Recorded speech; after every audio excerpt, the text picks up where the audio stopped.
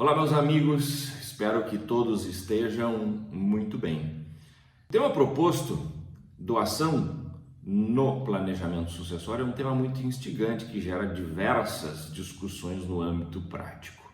Do ponto de vista inicial, num recorte introdutório, o contrato de doação ele nada mais é do que um negócio jurídico unilateral, gratuito, que, por excelência, prestigia aquele famoso animus donandi, a liberalidade, a intenção de dar, de doar, de transferir determinado patrimônio.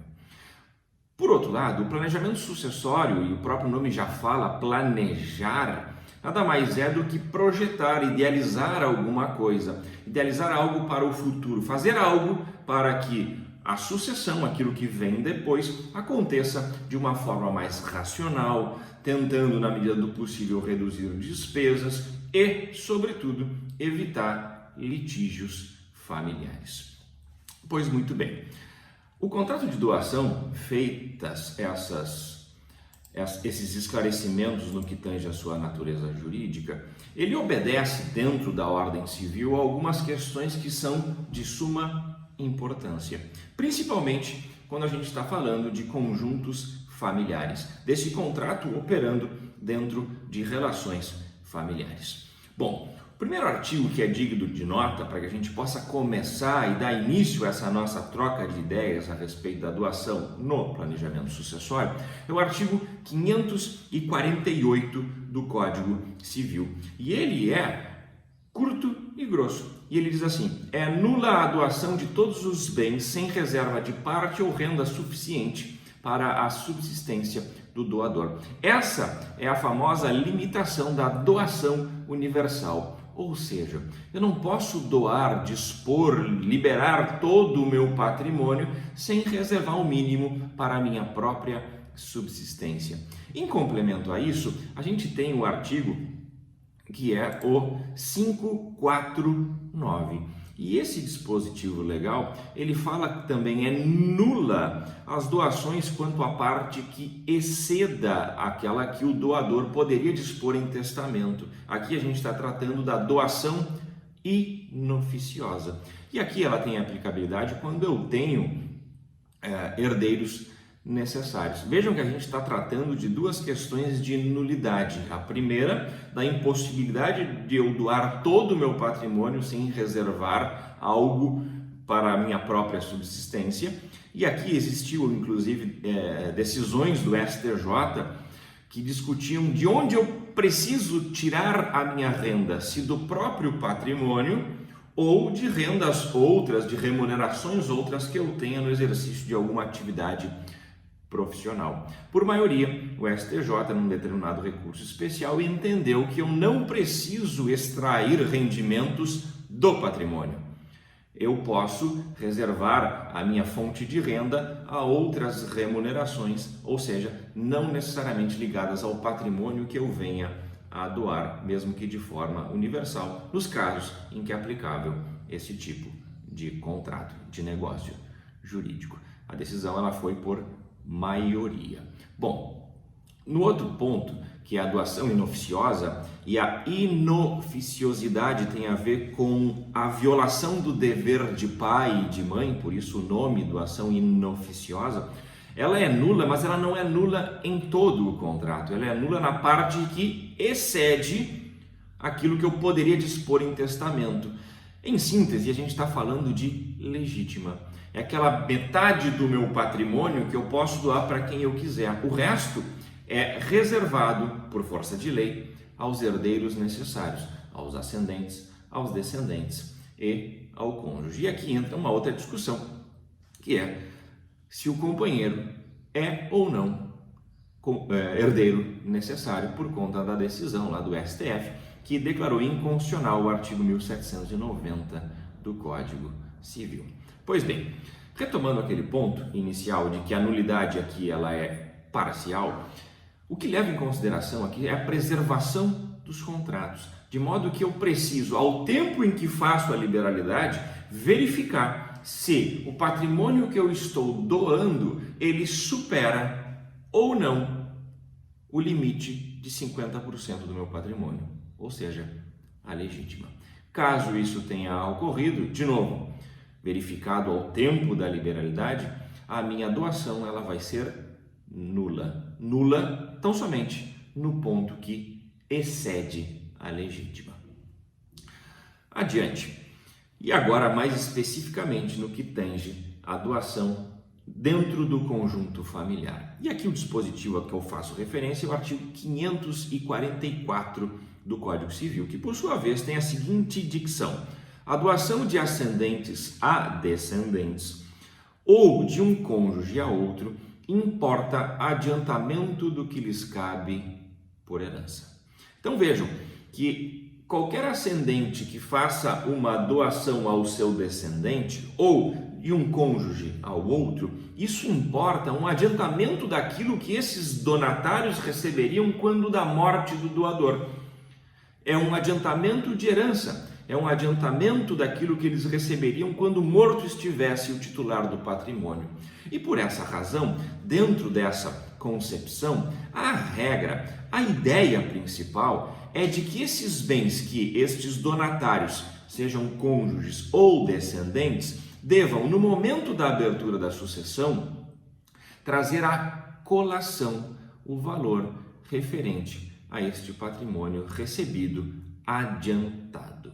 Isso está no artigo 2002 do Código Civil, que fala que os descendentes que concorrem à sucessão do ascendente comum, eles são obrigados para quê? Para fins de igualar as legítimas, a conferir o valor das doações que dele receberam sob pena de sonegação. Então esse é o instituto da colação, que tem como finalidade, já frisei e agora repito, o fim de igualar o tratamento, a fim de que não exista discrepância entre os quinhões. Bom, isso quer dizer que eu não posso beneficiar um filho ou um descendente em detrimento de outro?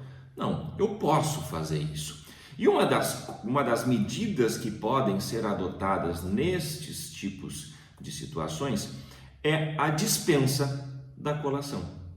E essa prerrogativa, ou melhor, essa alternativa, ela está disposta no artigo 206. A regra, volto a dizer, é de que a colação ela deve acontecer, de modo que ela somente não irá acontecer se houver expressamente essa dispensa da colação, a que é referida no artigo 2006 do Código Civil. E essa dispensa ela pode ser outorgada pelo doador num testamento, ou seja, na disposição de última vontade, ou também no próprio título da liberalidade. Trocando em miúdos, no momento em que eu faço um contrato de doação, eu coloco expressamente a dispensa daquele descendente ou do cônjuge a trazer no futuro a colação daquele bem que lhe foi adiantado. Existe ainda uma discussão do ponto de vista de formalidade, de que essa colação, como ela pode ser feita em testamento, de que ela também poderia, caso não tivesse sido feita no próprio instrumento, por meio de aditivo, por meio de um outro contrato, de um adendo ao instrumento anterior, para fins de expressamente fazer referência a essa dispensa da colação. Tá? Avante. Outro ponto que agora também é muito discutido diz respeito ao artigo 2004 do Código Civil, em comparação com o artigo 639, parágrafo único do Código de Processo Civil. A questão que repousa aqui nesse debate é como eu apuro o valor da colação. Porque o artigo 2004 do Código Civil, ele diz que o valor da colação será aquele estimado ou certo que lhe atribuir o ato da liberalidade. Então, se eu fiz, diante da dicção desse artigo 2004, uma doação a um descendente no valor de R$100 mil no ano de 2005, quando eu vier a falecer e este descendente tiver que trazer a colação este bem, o artigo 2004 fala que o valor será o mesmo que eu atribuí na época da liberalidade, lá nos idos de 2005. Em contrapartida, o artigo 639, parágrafo único do Código de Processo Civil, ele diz que os bens que serão trazidos à colação, eles devem ser calculados pelo valor que tiverem ao tempo da abertura da sucessão. Eles devem observar o valor no momento em que o titular do patrimônio, aquele que fez a doação, faleceu. Isso se chama abertura da sucessão. Então a gente tem dois momentos distintos de apuração do patrimônio, um pelo Código Civil, outro pelo Código de Processo Civil. O STJ lançou uma decisão muito curiosa que fez incidir sobre esse tipo de situação um critério temporal. E eles obedeceram, porque nesse caso estava em debate um caso que tinha a aplicabilidade do Código de 1916, e diante desse contexto todo, esse critério de temporalidade do recurso especial disse o seguinte, que aqueles fatos geradores ocorridos sob a égide, sob a vigência do Código Civil de 1916, eles devem observar a época, para fins de estimativa, da abertura da sucessão. Aqueles outros casos que têm como fato gerador o Código de 2002, o cálculo deve ter como base o ato de liberalidade. E por fim, aqueles casos que tenha o fato gerador ocorrido após a vigência do Código de Processo Civil, mais recente, Código de 2015, eu tenho como base de cálculo o momento da abertura da sucessão. Para fins de registro, esse é o recurso especial número 1.698.638, que teve origem no Rio Grande do Sul. Pois bem, entre outros aspectos aplicáveis à doação, existem algumas outras coisas que são muito utilizadas, alguns artifícios que são utilizados no âmbito do planejamento sucessório. São eles: cláusula de reserva de usufruto, cláusulas restritivas de inalienabilidade, incomunicabilidade e impenhorabilidade, e também a famosa cláusula de reversão. Pois bem, lembram que a gente falou lá no início daquela doação universal que ela é vedada? Uma das formas de tentar fazer com que aquela nulidade ela não aconteça são as cláusulas de usufruto. A propriedade por si, ela confere os direitos, os poderes da propriedade de usar, gozar, dispor e reaver de quem injustamente detenha determinado patrimônio. Quando eu faço a reserva de usufruto, eu transfiro a nua propriedade para o donatário. Mas eu posso fazer com que os direitos derivados do uso e gozo, os direitos da propriedade atinentes a uso e gozo, por isso usufruir, o uso e a fruição, sejam reservadas ao doador. Então, com isso, eu consigo reservar a mim a possibilidade de usar aquele patrimônio, de alugá-lo, tendo como consequência algum lucro derivado deste patrimônio. Isso é muito utilizado, inclusive em outros um pouco mais complexos planejamentos sucessórios que têm no seu cerne a instituição de pessoas jurídicas, as famosas holdings. As cotas são doadas, mas os direitos políticos e econômicos são reservados aos donatários, aos doadores, melhor dizendo.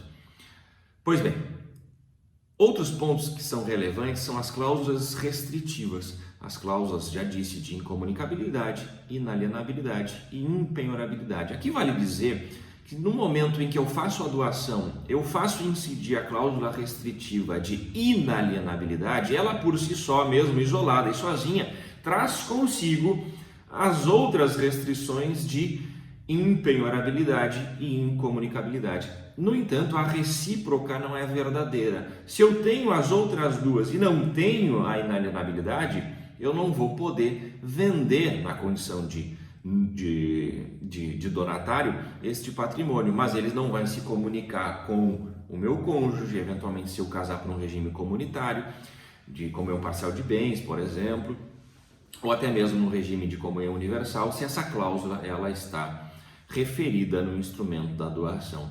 E também ela não vai ser objeto de constrição para fins de satisfação de eventuais dívidas que eu tenha.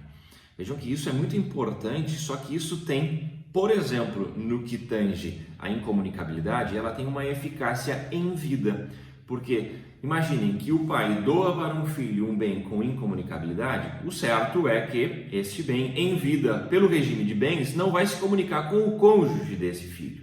Agora, se esse filho venha a falecer, isso é um patrimônio particular dele. E sendo patrimônio particular, e considerando também que a cláusula de incomunicabilidade tem efeito em vida, esse patrimônio, a depender da ordem da vocação hereditária, do regime de bens aplicável àquele casamento ou união estável, o cônjuge desse filho ele vai herdar aquele patrimônio que tinha a cláusula de incomunicabilidade, porque ela não tem os seus efeitos, a cláusula, após a morte.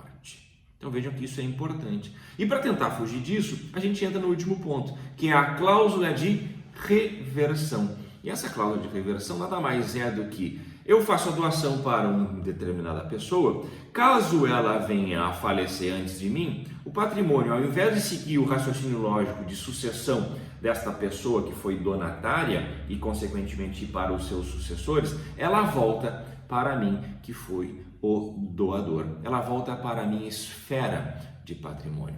Vejam que com isso a gente trafegou por várias espécies ou várias modalidades de doação, doação universal, doação inoficiosa, doação de ascendente para descendente ou entre cônjuges, e também deu alguns contornos que revestem esses contratos de doação, algumas cláusulas que servem de artifício, que servem de uma estratégia muito boa no planejamento sucessório.